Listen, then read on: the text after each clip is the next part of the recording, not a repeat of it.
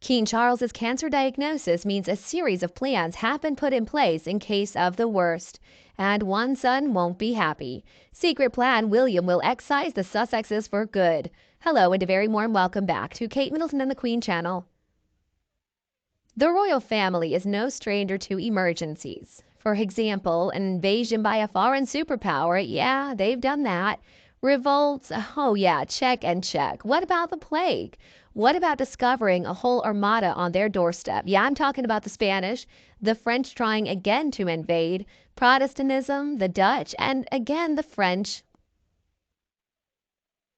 Currently, though, the palace is experiencing yet another emergency, the only upside of which is that nobody really needs to worry about warships sailing up the Thames.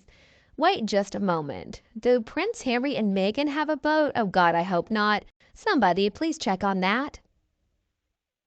On February 5th, history was made when Buckingham Palace released the announcement that King Charles had been diagnosed with cancer. Now, it was a brave thing to do. It welcomed a whole new era of palace transparency. And immediately, people started asking, you have a plan? A plan for what exactly is going to happen if His Majesty cannot carry out his duties while he undergoes treatment? Well, come on now. Of course there's a plan. And now we know that this plan simply does not involve Harry at all. In spite of recent noise coming from Harry suggesting that he wants to fix things with his family and perhaps even help out, the answer is pretty obvious. Absolutely not. Harry has been cut out altogether.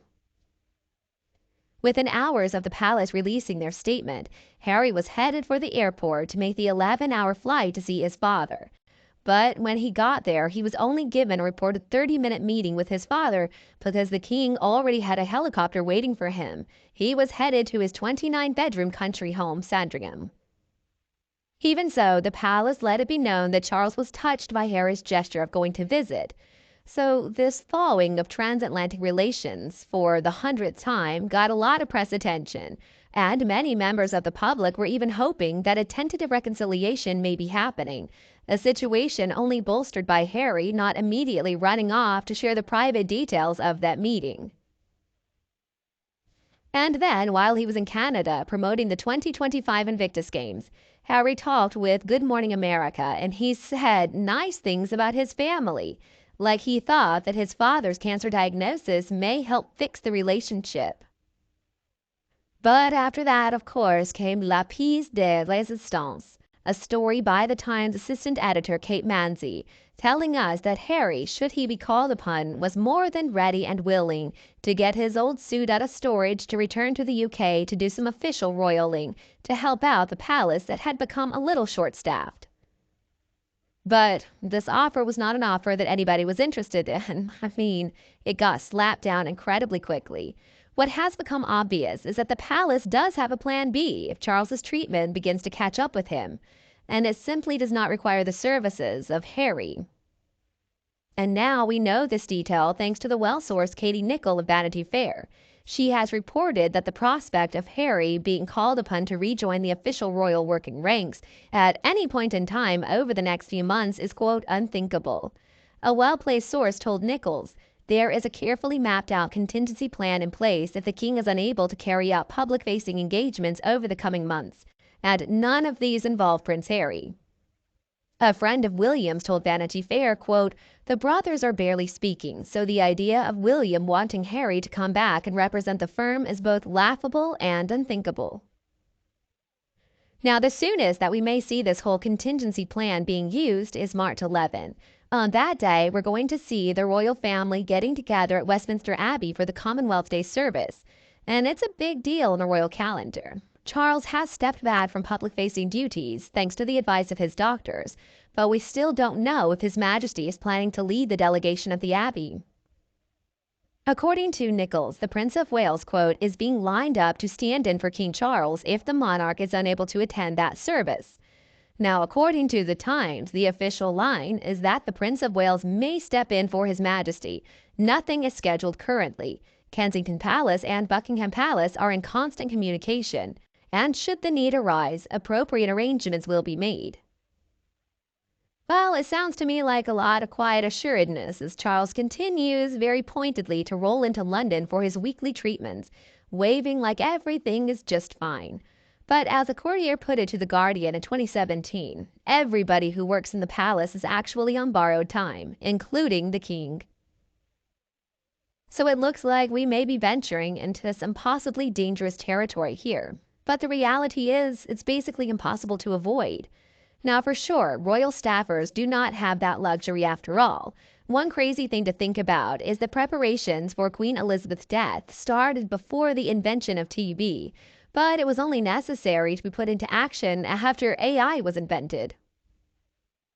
Now, at some point in time back in the 1960s, the mandarins of the palace, a lot of slightly gouty men in well-mended Seville Row suits, looking askance at those mods and wondering why 4 men from Liverpool were making such noise, well, they started brainstorming. So, at that time, Britain had a somewhat new queen, a woman who was only in her 30s, but the planning for her death already had to begin. And the same is true for Charles. For decades, Operation Menai Bridge, the code name for His Majesty's passing, has been tucked away somewhere, probably in a locked drawer. And at this point, we've got to ask the question, when Charles, hopefully a long time from now, heads off to his just reward, what part exactly will Harry play? Does or will Harry feature in these other, more depressing plans? Now, a lot of that answer lies with the newly acceded King William V, a man Harry in the past has described as his arch nemesis.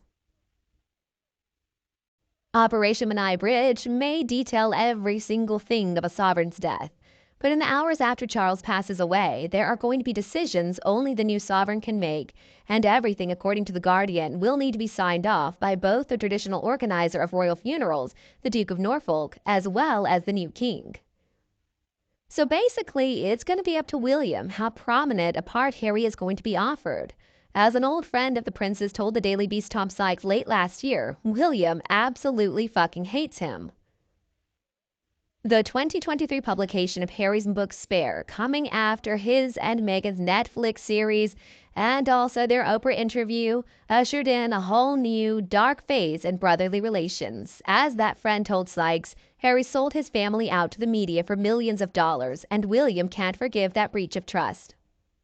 So considering this, how might the prince act? What choices may he make concerning Harry in the hours and days after he becomes king and ahead of his beloved father's funeral? I mean, I'm talking about uniforms, seating arrangements, travel, and of course, children.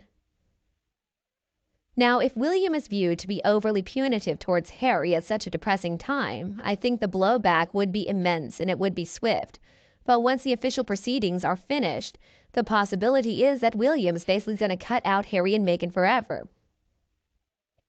Last year, in a different piece, a friend of William's told Sykes, "I don't think anyone expects Harry to get an invite to William's coronation." That said, Charles is a man who has, until this year, enjoyed really good health. He has a very healthy diet, and his maternal grandmother lived to be 101 years old, and both of his parents lived to be in their late 90s. He's got some impressive genes, so I do hope that we're going to have a very long time until the next coronation arrives. And you, do you think the future for the Sussexes is a dark picture? Let me know what you think below in the comments, and let's discuss this couple together. Don't forget to hit the like button and share my video with anybody else who has the same opinion as you. And besides that, please continue to accompany me in the next videos by pressing the subscribe button below so that you will never miss a video from Kate Middleton and the Queen. Goodbye, and I'll be back to see you in the next video. Thanks for watching.